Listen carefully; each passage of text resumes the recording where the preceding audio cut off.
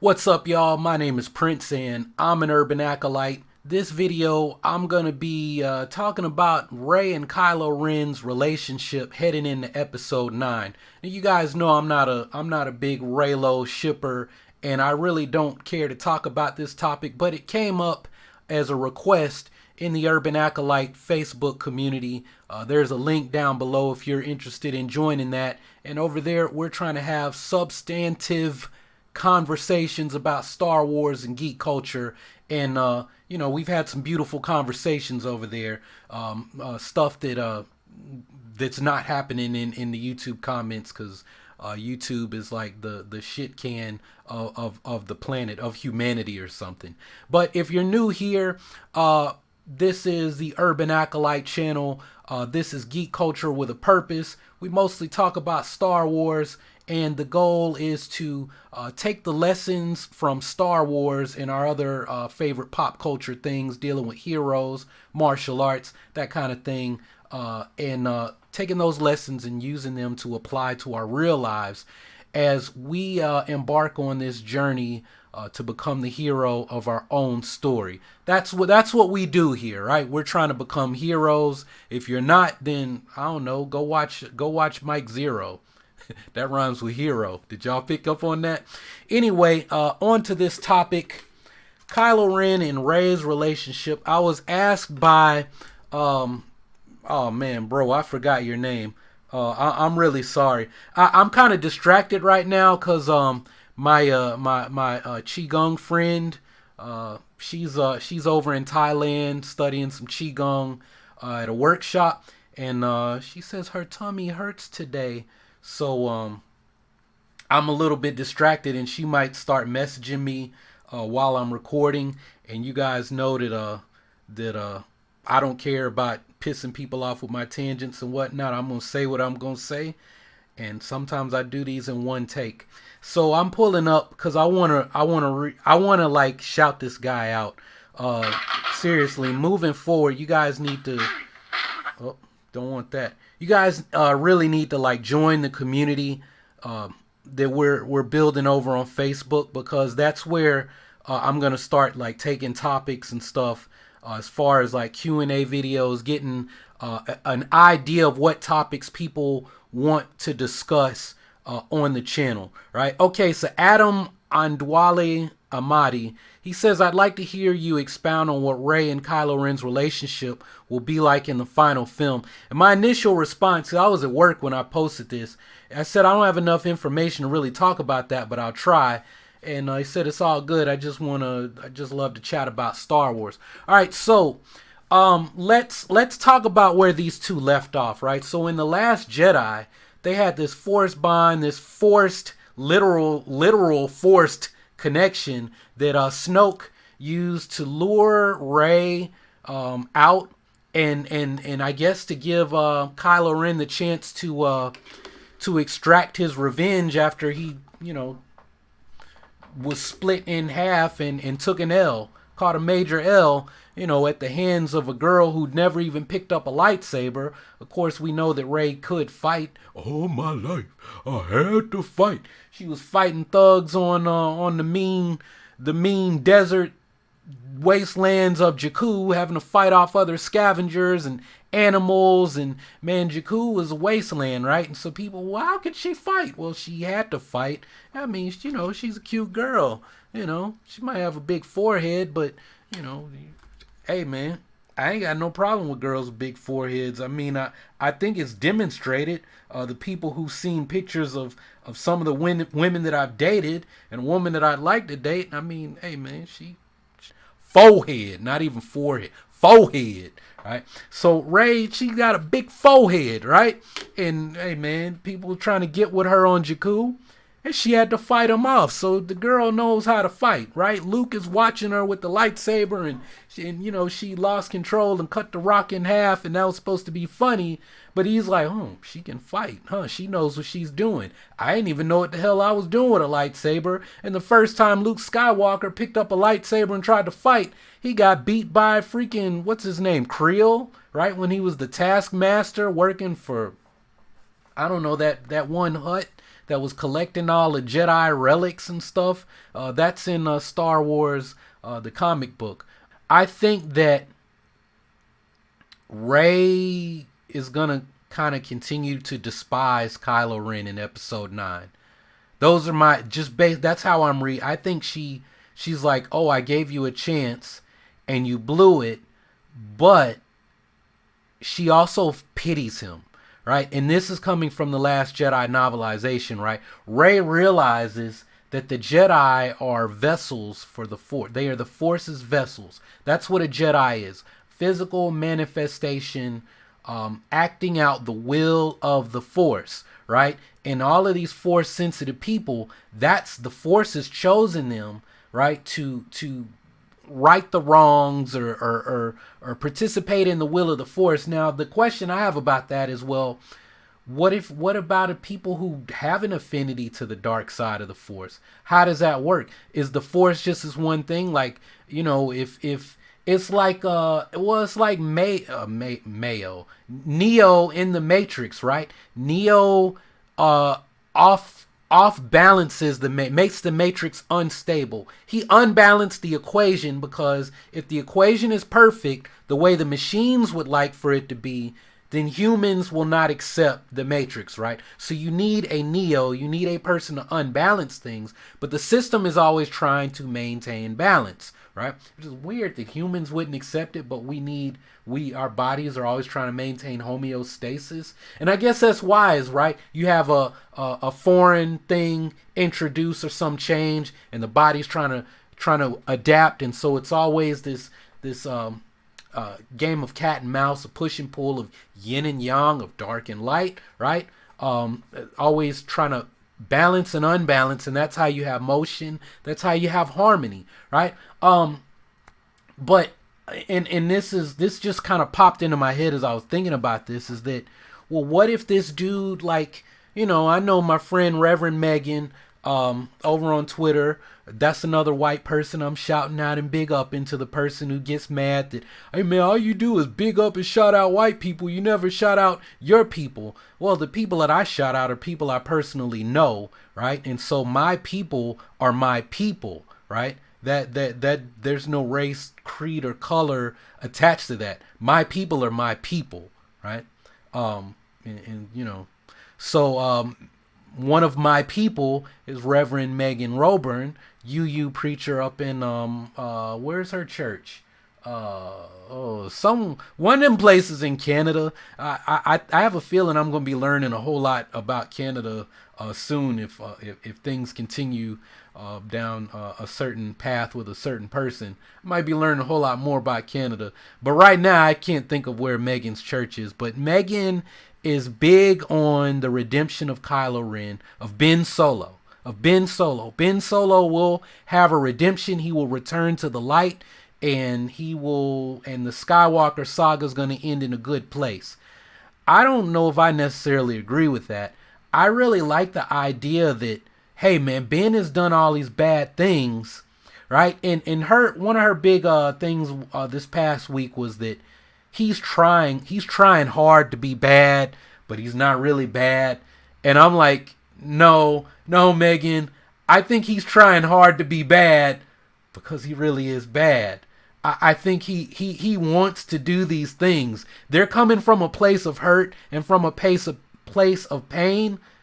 But I think he wanted to kill Luke. He wanted to kill Han, right? I think that there were some bad things that he was doing, having some violent outbursts with the Force that made Leia kind of say, you need to go train with Luke. You need to understand how to harness this power, right? Because in Luke's statements as well seem to kind of indicate that, and I've been saying this, that I think that he did some really bad stuff as a kid, having these tantrums and things, levitating, flying on a maelstrom, right there. That's a power, I think, in Champions Online. That game that Jack Emmert did after he left City of Heroes, right? If you have the psychic power pool, it's like maelstrom, and you like levitate and the objects start spinning around and flying at your enemies, right? I could totally, and Palpatine did so, that. Palpatine killed his family like that. In the Darth Plagueis novel, I could totally see Ben Solo having a tantrum and doing some Force Maelstrom thing and accidentally hurting people or something. I don't know, right? But you got to think about, Luke thinks this kid is the chosen one, right? And I mean, you know, like the people who don't read anything, how can Rey use the Force with no training? And it's like, well, you know, sorry, as one of my autistic students used to, sorry, Chari. Man, I miss you, Matthew. Sorry, Chari. I'm gonna have to go visit him one day this school year. But you know, sorry, Chari, but you're not up on game, right? In this canon that they're establishing, the Disney canon. We learn that children, when they have an awakening in the Force, they, you know, there's the little Hedala Fartis girl that Ahsoka was watching over, kind of. She was the one that alerted Ahsoka to the one of the Inquisitor that she killed to get her lightsabers, right? That girl could sense the Inquisitor on the planet looking around for Force-sensitive children, and it was before Ahsoka could sense them, right? And she's playing with her jacks or whatever, and they're like levitating, and she's levitating the objects. The broom kid, the broom boy at the end of The Last Jedi, the broom he Force pulls the broom to him. No training, right? You don't need training to use the Force. If you've got the Force, you've got the Force. It's a sixth sense, right? The reason that we see Jedi having to do that, undergoing the training, is because of the mind, the mental stuff that's involved. The Jedi are like monks, right? So they don't want to lose control, right? This is the Jedi way of doing things. That's where the training comes into play. But initially, just to use the Force, right? It's just like, you know, the Weapon of a Jedi, that book I read when I first started making these videos, right? Obi-Wan had described to Luke how, like, the telekinesis works. Is it's like, you're not pulling this thing through space to you. You're already connected to it. You're connected. It's part of you, right? Through the Force. You're moving it through the Force. You're not just, oh, I'm gonna make my phone. I'm already touching it. My body, this body, is not touching it, but in the Force, it's all one. And so I reach out. Close your eyes. Reach out. What do you see? Right? Like Luke said to Rey, reach out, and there it is. I could probably do some special effect and make my phone actually levitate, but I'm not going to do that because I'm not going to do that. Right? So, you know, getting back to the actual topic, their relationship in 9, I think that Rey, like I said, she has some kind of compassion or pity for Ben Solo, and the fact that from his point of view, and remember, they had the little mind link thing, so his knowledge is her knowledge, so she knows where he's coming from. And what she says is he believes, in the same way the Sith, their view of the Force is this thing that I manipulate, that I control. The Force doesn't control me, I control it. And she basically says, look, in time, he's going to learn that's the folly of his ways, that is a fallacy, that in the end, the Force, the will of the Force will win out, right? Maybe, you know, and then she also, you know, criticizes Luke and says, you know, the flaw in what you did is that you assumed that the choice was already made, right? That is one choice that can be made, but that's not the choice that is actually going to be made when the time comes for a decision to be made. But I mean, at the same time, Rey saw into the future when they touched. Ben saw Rey turn to his side. She saw Ben turn to the light. What they saw was this point, like this nexus, this junction where a decision had to be made, and they saw the outcome that they saw is what they wanted to happen, right? It's what they wanted to happen and not necessarily what was going to happen. She saw Kylo help her, Ben Solo help her. He saw Rey help him, right? But when the time came for a choice to be made for them to truly stand together, they went their separate ways. And I think that it's going to reach a point in 9 where that same choice might be made. Ben, are you going to turn to the light? Rey, are you going to turn to the dark? Are they going to pull each other? I think that could happen, but I would say it doesn't need to happen because we've already seen that happen in The Last Jedi. I feel like we need to just crystallize their paths and let them both venture down. She's chosen the light. Let her venture down that path. He's chosen the dark. Let him venture down that path. We've already seen redemption. We've seen the fallen hero who stayed true to the light, became disillusioned, but then came real in the end. Now we need to see someone become the boon giver, the person who is the hero who restores order and balance to the galaxy. And this guy, I think you have more story to tell with him if you let them continue to become more and more powerful and continue to build up their factions. I don't want to see the Star War end in episode 9. And I think it would be awesome to let this jump off in the, like I've been saying, splinter the First Order, right? And you've got the First Order led by Hux. You've got the First Order as some kind of religious institution led by Kylo Ren, and it'd be like the new Sith or the, what is it, the Order of One or something. I don't know anything about the EU. Y'all know I don't, but that the idea of that.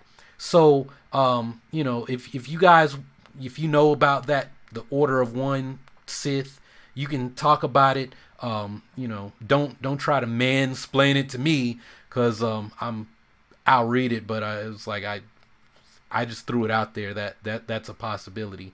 And the reason I say that is because Rian Johnson did not lose his trilogy. Star Wars Land is going to have the First Order as the bad guys. So I just have this feeling that we're going to be dealing with the First Order in some way, shape, or form or fashion for the next 10 years. And if Lucasfilm, if the story group is really trying to do what Marvel has done, right? Build up the First Order and the threat and build up all these pocket resistance things. And then, when we've got everybody bought in and we've moved beyond Luke Skywalker, all Leia and all the stuff from the original saga, we've got a bunch of new people all over the galaxy that we care about. Then you can have your big Infinity War event. So Kylo Ren and Rey, the relationship I see is they both continue to powerful light, powerful darkness. Build on that, grow on that, let them build their faction, rebuild the Jedi Order, let's see a new Sith. Hey man, I don't know about y'all, but Star Wars is about lightsabers and force abilities, right? Make Finn, Rose, and Poe. Make her Mitra Surik, and all these people in her party, they're force sensitive and they become the next Jedi Order.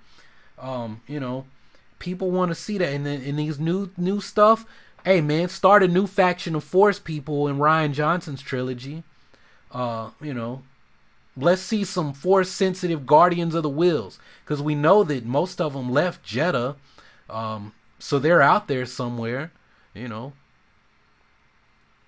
Bring Donnie in to train these guys up and let him be action coordinator on one of these new Star Wars movies, right? Since you got rid of him, my favorite character in Star Wars now, you got rid of him in Rogue One. So bring the man Donnie Yen back and let him work with some people, and let's see some Chirrut Imwe inspired people who actually have the Force, right? Who are like some real monks that are cooler than Jedi, right? So I you said you like to just sit around and chat about Star Wars. That's what I tried to do for you, homie. I know some people in the comments are not going to like that I went off on tangents and whatnot and took a while to get around them to what I really want to say. But hey, man, this is Star Wars chat, and that's what we're gonna do. So if you guys actually let me know your thoughts on what I had to say in this down in the comments below. If you've got other ideas for Star Wars chats that you'd like to hear or discuss, hey man, you need to hop over to Facebook, join the Urban Acolyte community on Facebook, because it's easier for me to get through the topics there than all the noise here on YouTube and the trolls and everything else. And yeah, so that's all I got for this one. If you haven't subscribed already, go ahead and click on that subscribe button so that you can take your first steps towards becoming an urban acolyte. Embark on the journey of becoming the hero of your own story and become a force for change in your community. Make sure to check out more videos from this channel, especially the one that YouTube has recommended for you. Anyway, that's all I got for this video. Thanks for watching. Y'all keep on breathing, and may the force of others be with you, always.